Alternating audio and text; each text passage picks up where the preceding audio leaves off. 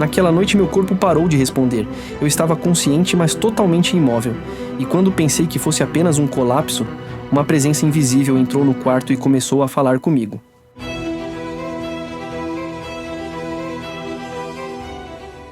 Meu nome é Ana Cristina. Nasci em Alexandria, no Egito, em uma família copta cristã.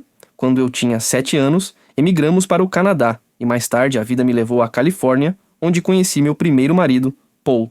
Mas ele não era quem eu imaginava. Narcisista, controlador, destruiu minha autoestima lentamente durante 13 anos. Consegui fugir, literalmente, com meus 2 filhos, Colin e Andrew. Anos depois, reencontrei um antigo amor da juventude e me casei novamente. Pela primeira vez, me senti segura. Por 9 anos, fomos felizes, mas com o tempo, algo se rompeu. Decidimos nos separar amigavelmente, e é aqui que minha jornada espiritual começou com dor. Concordei que ele ficasse na nossa casa por 3 semanas até encontrar outro lugar. No 4º dia, comecei a me sentir mal. Dores no corpo, febre, uma pressão inexplicável na cabeça. Fui levada ao pronto atendimento, diagnosticada com uma simples gripe. Mas eu sabia, aquilo não era uma gripe. A dor de cabeça era insuportável. Nem abrir os olhos eu conseguia sem sentir uma pontada de agonia. Era 8 de janeiro de 2008. Enquanto dirigia de volta para casa, tive uma visão. Algo que nunca havia acontecido antes. Vi um funeral. Vi meus irmãos e irmãs. Mas não vi meu irmão mais novo, que é deficiente mental. Pensei, ele vai morrer. Acreditei que Deus estava me mostrando que precisava viajar imediatamente ao Egito para vê-lo antes que fosse tarde. Voltei para o trabalho, deleguei tarefas à minha equipe, planejei a viagem e fui para casa. E foi ali que tudo começou. Ao subir as escadas para meu apartamento, ouvi uma voz. Clara, serena, inconfundível. Era o Espírito Santo. Nunca tinha tido intimidade com ele antes. Sempre rezei a Deus Pai ou a Jesus. Mas com o Espírito, nunca me conectei. Mas aquela voz me dizia com autoridade. Silêncio. Você vai ouvir. Entrei, ainda sentindo o peso da dor e da confusão. Minha filha me abraçou, meu marido perguntou da viagem, mas eu não conseguia pensar. Fui à cozinha e a mesma voz disse, pegue arroz com iogurte. Era um prato simples, egípcio, da minha infância. E então ele disse algo que jamais esquecerei. Estou nos mínimos detalhes da sua vida. Terminei de comer, fui me deitar.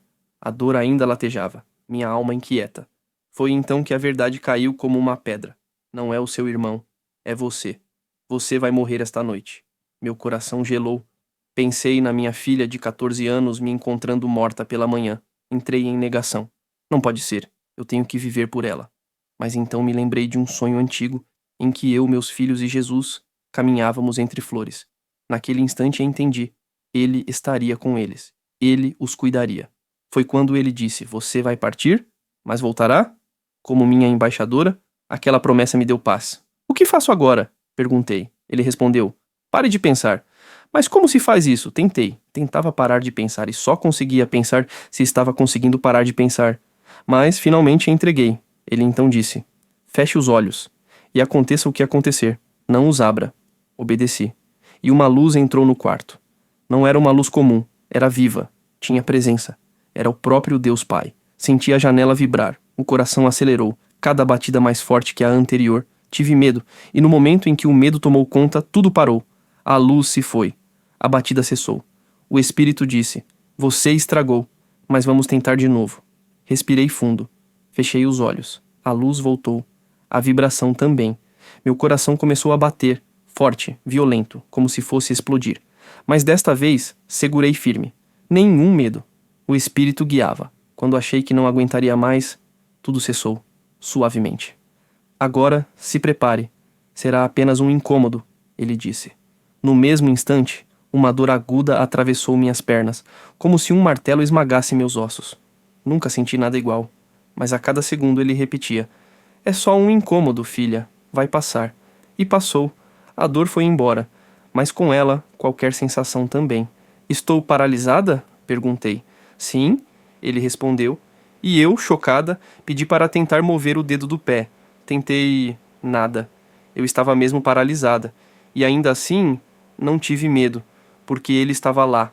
A noite passou com o Espírito ao meu lado, respondendo perguntas que eu nem precisei fazer. Ele falava sobre injustiça, sofrimento, fome. Tudo fazia sentido. Tudo parecia ter uma resposta, mas, estranhamente, hoje não consigo me lembrar de nenhuma delas, como se fossem respostas que só pertenciam àquele momento. Um consolo, não uma revelação, e foi assim que minha jornada ao limite da morte começou. Mas ainda não havia acabado. Quando percebi que algo estava acontecendo de forma irreversível, meu corpo não respondia mais. A sensação era como se o tempo tivesse suspendido sua marcha, e tudo ao meu redor silenciou. Meus pensamentos se dissolveram, e no lugar deles havia apenas a certeza. Eu estava deixando esta vida. Mas o que aconteceu em seguida foi diferente de tudo o que eu já havia imaginado.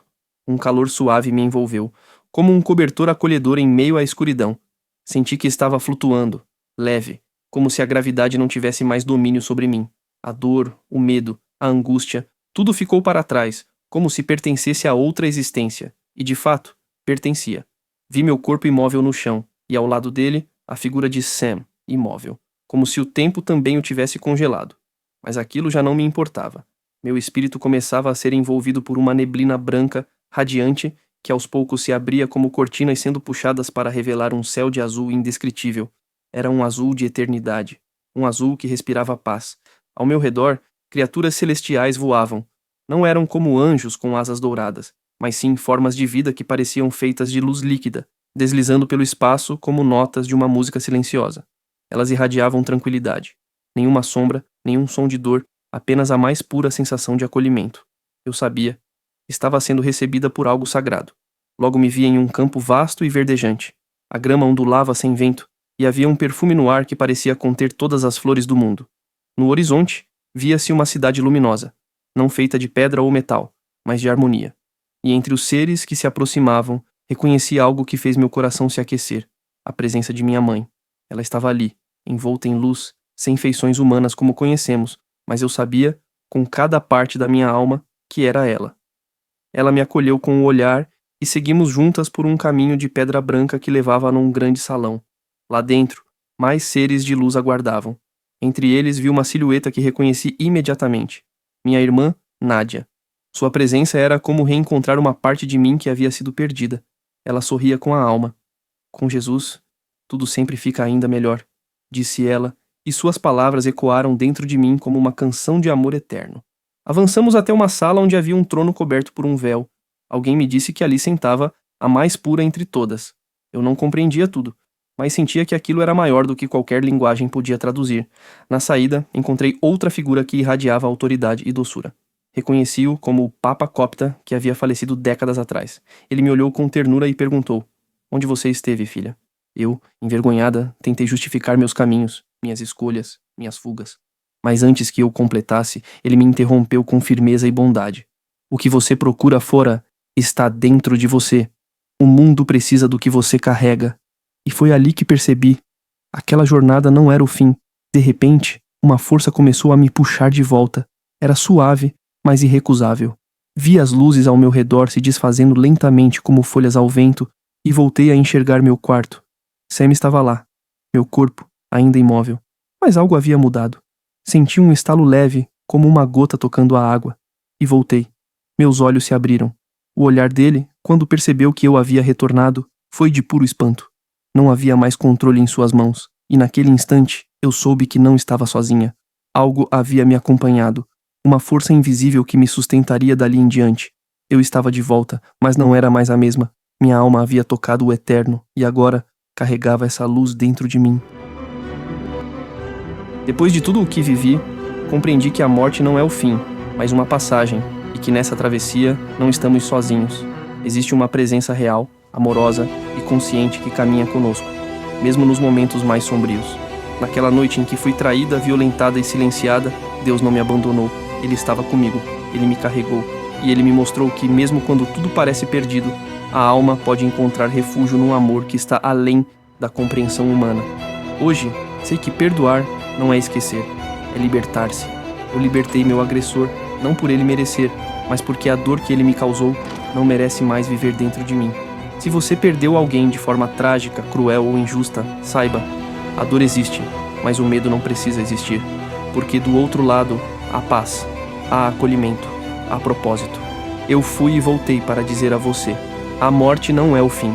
A alma continua, guiada pela luz, envolta por uma presença que é puro amor. E esse amor é Jesus. Não tenha medo de partir. Mas enquanto ainda estiver aqui, ame com coragem, porque foi para isso que viemos.